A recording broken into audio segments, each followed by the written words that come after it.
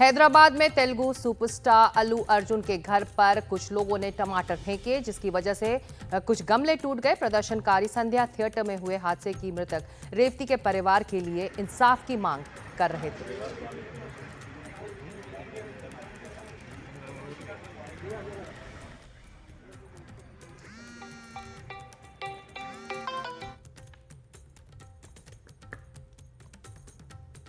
Allu Arjun is concerned, we have nothing against personally against any individual, but at the same time, all should be responsible to the citizens of the state. They should understand that safety and security of the citizens is the utmost important for everyone, and they should also follow it. They are heroes in films, but in ground also they should understand the problems of the society. Promotion of a film is not that important as important of the safety of the citizens. So something wrong has happened. So we should all understand that such incidents are not good for the safety and security of the citizens.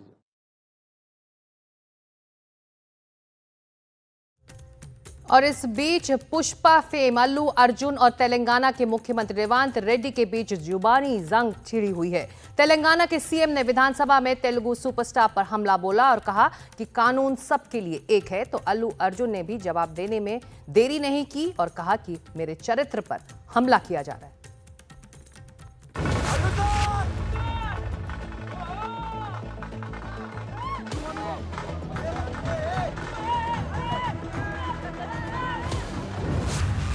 Pushpa 2 की screening के दौरान film के actor Allu Arjun promotion के लिए हैदराबाद के संध्या theatre पहुंचे तो वहां उन्हें देख भीड़ बेकाबू हो गई थी।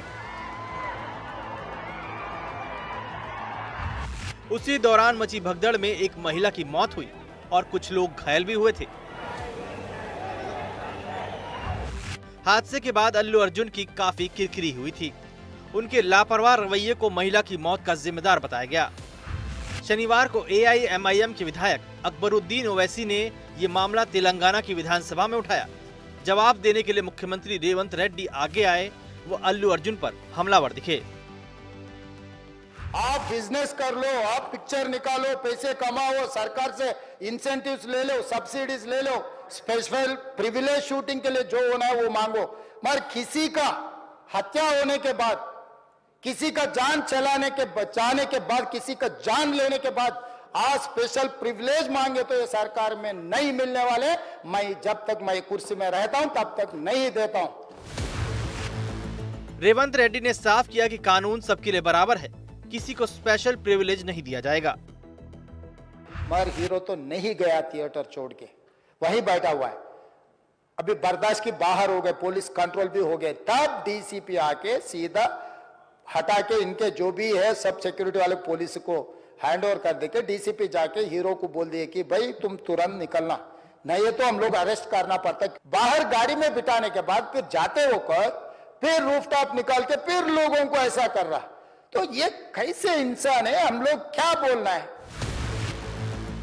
विधानसभा में खुद पर हुए जुबानी हमलों का जवाब देने के लिए अल्लू अर्जुन भी सामने आए। उन्होंने कहा कि उनके खिलाफ गलत बयानी हो रही है और उन्हें जज न किया जाए। Please understand, there's a lot of misinformation, there's a lot of false allegation, wrong and miscommunication wala kuda chala saal jaruguddi. So I just want to tell, I don't want to blame any department or any particular political leader or the government.